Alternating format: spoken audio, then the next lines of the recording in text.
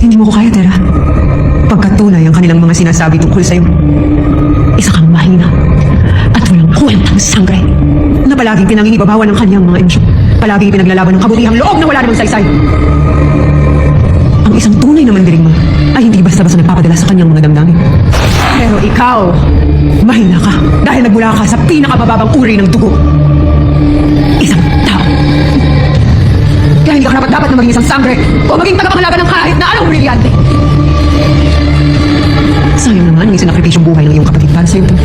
Pagkat siya ang tunay na karapat-dapat. Siya ang dapat na nabuhay at naging tagapangalaga, hindi ikaw. Tama lang na nakakulong ka dito dahil isa kang walang kwentang nilalang. Hindi ko kasalanan. Naisakripisyo ang buhay ng kapatid ko para sa akin. Hindi ko ginusto yun.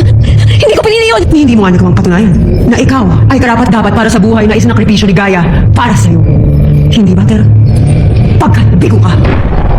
Hindi mo nga nagawang pastamin si Medea na kahit yun ang nararapat na mangyari sa kanya dahil naawa ka. Pinili mong mangibabaw sa'yo ang huwad na magkakaibigan na namagitan sa inyong dalawa imbes na gawin kung ano ang tama. Pagkat napakahina mo, Tera. At yung kahinaan mo yan ang pumatay sa'yo ngayon. Kaya tama lang na ikaw ay wala na.